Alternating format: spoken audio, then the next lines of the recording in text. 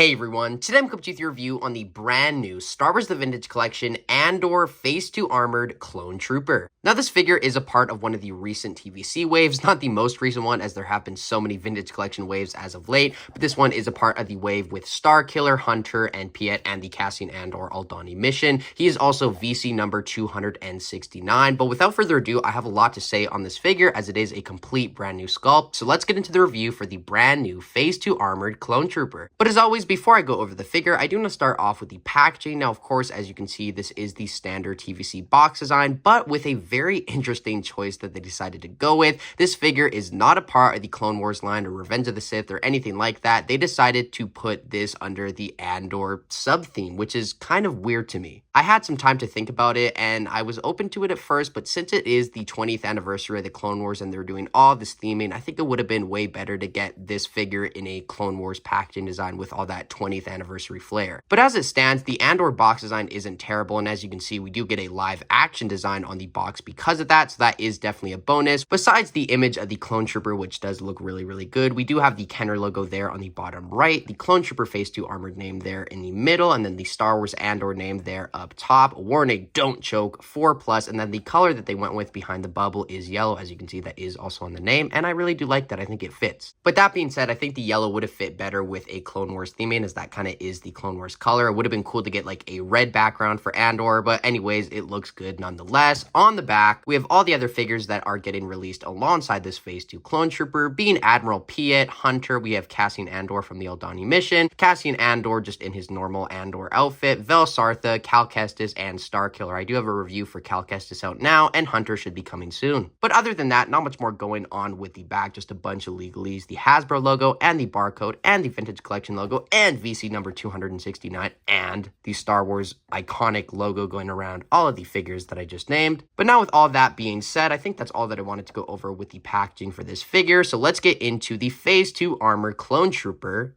himself. Now, as you can see, I do have 4 of the Phase 2 Clone Trooper, but that being said, they are all identical, so let's take 3 out of the frame for now and just focus on one of them. So out of the box, here we have everything that is included with any given Phase 2 Clone Trooper, being 2 blasters, the medium one and the long rifle one, and then of course the helmet and the figure himself. The blasters aren't anything special. We've gotten these many times in the TVC line. These might be a brand new sculpt. It's so hard to tell with all the blasters like I just said, but as you can see, they do look good nonetheless, although this one is a little bit warped. The other ones on the other figures I showed aren't, and then this one here is pretty straight, which is kind of shocking. Normally this is the warped one and this is the straight one, but that is not the case as you can see. But other than that, I really don't have anything else to say about these. Now for the helmet that's included with this Phase 2 Clone Trooper, this has definitely caused a lot of controversy in the TVC community, and the main reason for that is a lot of people do consider this helmet to be oversized, which in my opinion, I kind of entirely disagree with. And the reason I say that is if we compare this brand new Phase 2 Clone Trooper helmet to the old one, which was used with this 332nd Trooper, the 501st Trooper, and many other Clone Troopers over the years, this one to me looks insanely oversized compared to this one, and I feel like I only hear complaining about this one and not this one. Of course, though, that is just my opinion on the big TVC Phase 2 Clone Trooper helmet debate. However, I am very curious to hear what you guys have to say about this helmet compared to this one in the comments down below. But with that all to the side, to focus on the actual paint and detail on the helmet, I think for the most part, it all came out quite well, especially the black line going around the whole helmet. The only problem that I kind of noticed is that there is a little bit of gray paint seeping onto this white circle on the back of the helmet. But other than that, for the most part, everything else here does look quite good. I did want to note though that one of the clones that I did get does have a little bit of a paint issue on the visor. As you can see, there is a little bit of white there where it should be all black, but that is just a very minor inconvenience, and all the other ones I have are perfectly fine. Just thought I would mention that. Now, besides the helmet, of course, you can take it off to reveal the clone likeness or the Tamora Morrison likeness, and as always, it looks really good on these TVC figures. I did notice though that if you have a bunch of these unmasked Clone Trooper heads next to one another, there is a little bit of a, let's say, unintentional variety going on, at least to my eyes. Now, yes, that does sound a little bit extreme as they are all the same exact figure, but just comparing this one to this one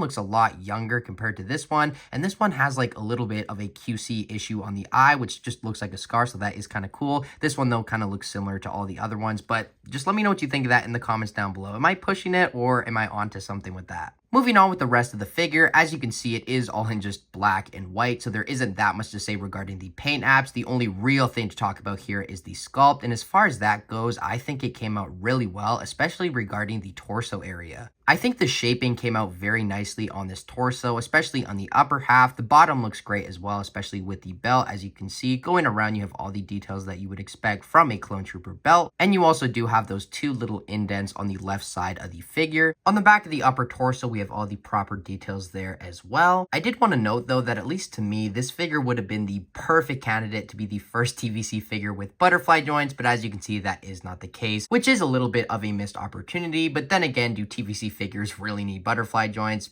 I don't think so, but then again, it would be quite cool to see in the line, and hopefully we do see it one day. However, that is not with this figure. For the arms, the shoulder pads are quite soft, which to me is a great inclusion, as that does help with the range and restriction, but everything else on the arms is kind of expected, nothing too crazy going on. On the black parts, you have a little bit of a rigid texture, not only on the arms, but on the legs as well, which I will get to later, and that is a great inclusion as well. On this arm, of course, we do have the comm link, and that does look good. For the hands, this one is a trigger finger, and this one is just a open hand, which kind of is the standard for TVC and Black Series. Moving down to the legs, like I was saying, on the black parts, there is that rigid texture continued, but one of my biggest problems with this figure comes with the legs and specifically how they bend. Now, that isn't the problem inherently. The problem comes with the black joint. As you can see, it goes down way too low to me, and that kind of just makes this figure feel more toyish, which obviously it is, but I don't know. I think they could have done something a little bit better to just hide the joint. As it stands, though, if that's the worst part of the figure, I think this is quite a good piece. Besides that, the white armor on the legs looks quite good as well, and as you can see, you do have that factory serial number or whatever it's called there on the inner thigh, and that is quite annoying to me, so I do want to get rid of that. Finishing off the legs, though, the knee pad here does look quite good, and unlike the Black Series figure, which had the knee pad stain on the upper thigh, here it is on the lower leg, which is preferable and more accurate. The shaping here also does look quite good. I did want to note that. On the back as well, it does look good especially. But to finish off with the figure, the feet here do look quite good. Nothing too crazy though going on. And on the very bottom, we do have this black line going all the way around, which is a nice touch. And we do also have pegos at the bottom of the feet. Now, I'm pretty sure that's all that I wanted to say for the actual figure himself. So let's get into his articulation and then all the comparisons. For the articulation on this Phase 2 Clone Trooper, the head does go back that much. I'm going to do it with the helmet on, as that is probably how you're going to be moving the head most of the time. Down that much, side, side, and full 360. There is your full range, as you can see. Arms go out about that much, and like I was saying, because the shoulder pad is so soft, it does not hinder anything whatsoever. The arms go down that much. Full 360, single jointed elbows that also do rotate, going in about 90 degrees. And then the hands go up,